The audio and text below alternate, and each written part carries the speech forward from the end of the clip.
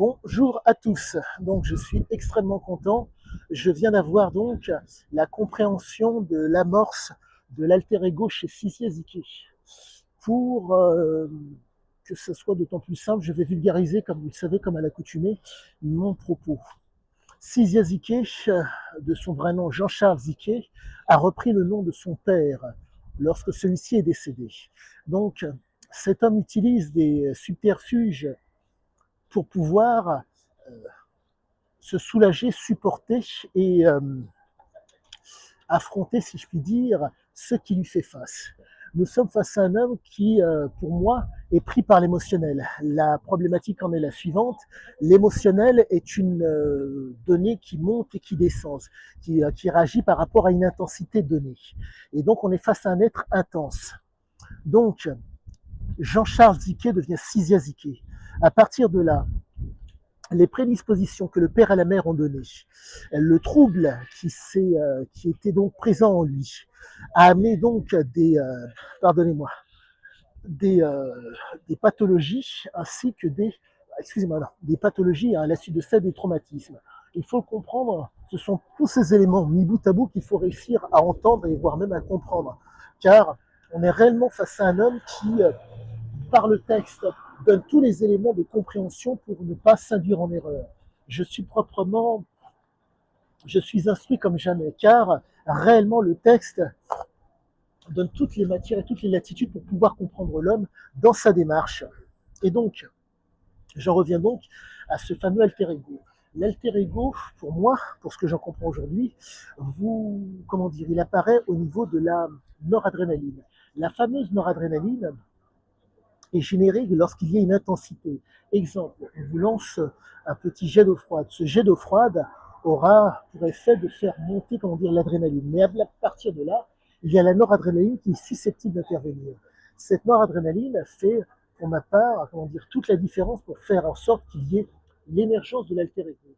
On est face à un homme qui est en mesure de mentir, de tricher, d'induire en erreur, de manipuler, d'être de bonne foi et de mauvaise foi pour se projeter. Donc, ceci est un conditionnement et un renforcement négatif. Ce conditionnement et ce renforcement négatif, mais pour moi, fait partie des choses euh, inévitables, qui sont, on ne peut pas passer à côté.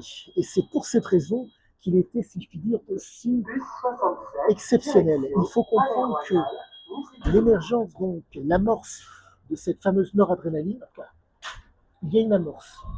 Cette amorce fait que pour que ce soit d'autant plus visuel. Il regarde en face de lui. Mais ce sont les éléments dans sa périphérie qui vont faire qu'il va y avoir un amorçage d'informations. Comprenez que vous ne le vouliez pas, il y a des informations de part et d'autre qui vous environnent. Vous êtes en mesure de vous ne pouvez les utiliser qu'au niveau cognitif. Et donc, sa grande force, c'était donc d'être dans des endroits complètement différents qui, d'une certaine façon, le stressaient.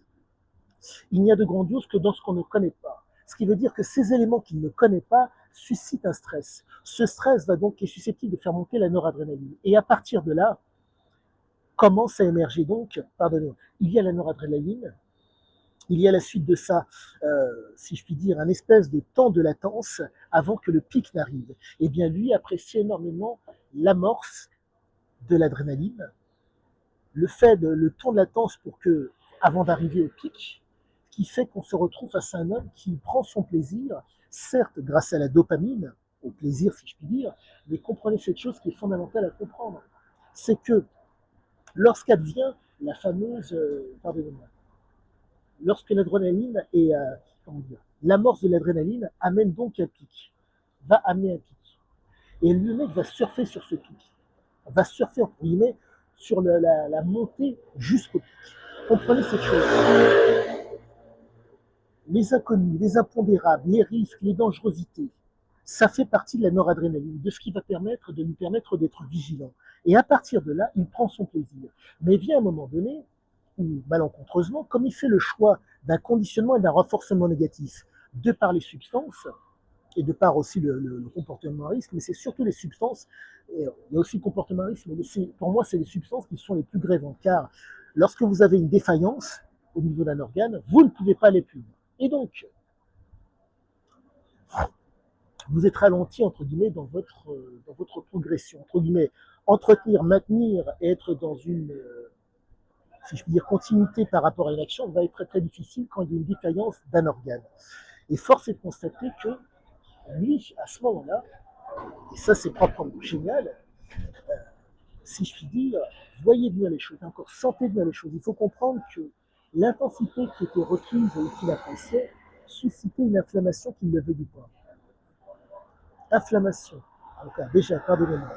Il y a donc une intoxication qui ne sent pas forcément, une toxicité, une inflammation et un déclin.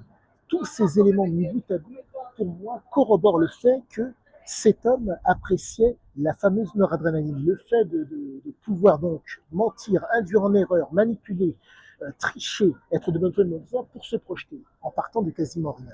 Ce qui fait qu'on est réellement face à quelqu'un qui, pour reprendre l'adage de Gaulle, il n'y a de grandiose que dans ce que l'on ne connaît pas. Tout se tient. Il n'y a rien à chercher, tout est à trouver dans le texte et bien sûr tout est à comprendre. Quelqu'un qui aurait fréquenté Ziki aurait compris sûrement d'entrée de jeu tout ce que je dis. Je ne l'ai pas fréquenté. Donc je me dois d'essayer de comprendre les mots du texte, MOT, MO, MAUX. Et donc pour moi tout se tient. Il n'y a plus rien à, comment vous dire, il y a encore des choses à chercher, il n'y a pas photo. Mais pour ma part, tout est dedans. Et donc, je pense vous avoir donné le plus gros de mon explication de la capacité à surfer sur la fameuse noradrénaline. Mais, chose très importante, petit détail, la noradrénaline, dans le cas de Cysiazike, est fonction d'un conditionnement et d'un renforcement négatif.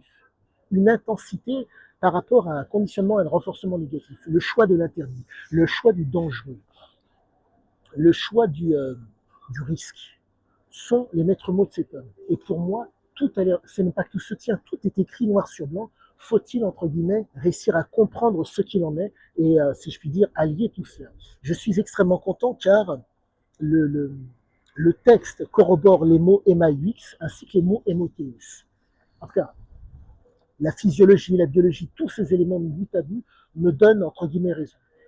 Quoi qu'il en soit, je pense vous avoir donné le plus gros de mon explication par rapport à cette fameuse, pardonnez-moi, à la fameuse noradrénaline qui permet, entre guillemets, de faire la différence dans bon nombre d'actions. Et l'alter ego se nourrit de la noradrénaline. Il se nourrit énormément de cela. Et c'est pour ça que ça fait la différence à chaque fois. Alter ego égale noradrénaline. Voilà ce que je voulais dire pour résumer un temps soit peu ma pensée du jour. À tous, très bonne fin de journée.